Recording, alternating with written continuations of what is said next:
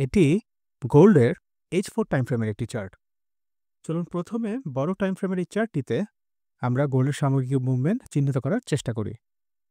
H4 time ফ্রেমের এই অংশে আমরা একটি চ্যানেল রেঞ্জ চিহ্নিত করেছি, যেখানে প্রাইসের একাধিকবার রিঅ্যাকশন পয়েন্টের অবস্থান রয়েছে। এই রিঅ্যাকশন পয়েন্টগুলো মূলত বিদ্যমান চ্যানেল রেঞ্জটি শক্তিশালী সেটির নির্দেশনা প্রদান করছে।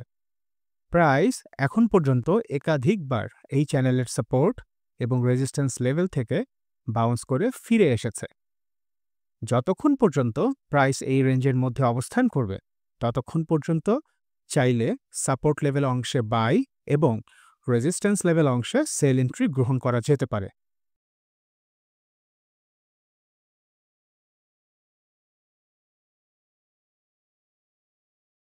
এবার চলুন অপেক্ষাকৃত ছোট টাইম ফ্রেমের একটি চার্ট বিশ্লেষণ করে দেখা যাক।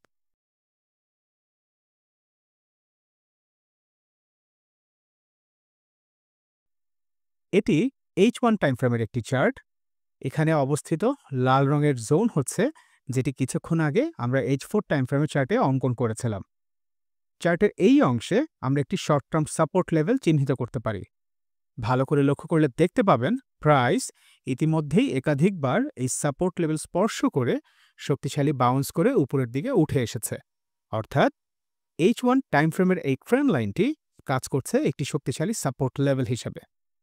প্রাইসের বর্তমান অবস্থান হচ্ছে H1 টাইম ফ্রেমের অবস্থিত এই সাপোর্ট লেভেল অংশে। প্রাইস এখন এই লেভেলটি থেকে নিচের দিকে ব্রেক করে নেমেও আসতে পারে, কিংবা লেভেলটি থেকে বাউন্স করে শক্তিশালী বুলিশ মুভমেন্ট প্রদান করতে পারে। আপনাদের জন্য পরামর্শ থাকবে, চাইলে স্টপ লস ব্যবহার করে এই সাপোর্ট অংশে বাই এন্ট্রি গ্রহণ করতে পারেন। এছাড়াও ইরান এবং ইসরায়েলের মধ্যকার যুদ্ধ পরিস্থিতিও গোল্ডের মুভমেন্টকে ব্যাপকভাবে প্রভাবিত করতে পারে। সুতরাং সতর্ক থেকে ট্রেড করার পরামর্শ থাকছে। এছাড়াও প্রতিদিনের টেকনিক্যাল আপডেট এবং মার্কেট অ্যানালাইসিস পেতে যুক্ত হয়ে নিতে পারেন আমাদের টেলিগ্রাম চ্যানেলে। প্রকাশিত এই আপডেটগুলো রিয়েল ট্রেডিং করতে আপনাকে সহায়তা করবে। পরবর্তী টিউটোরিয়ালে আপনাদের সাথে আবার দেখা হবে। সে পর্যন্ত ভালো থাকুন।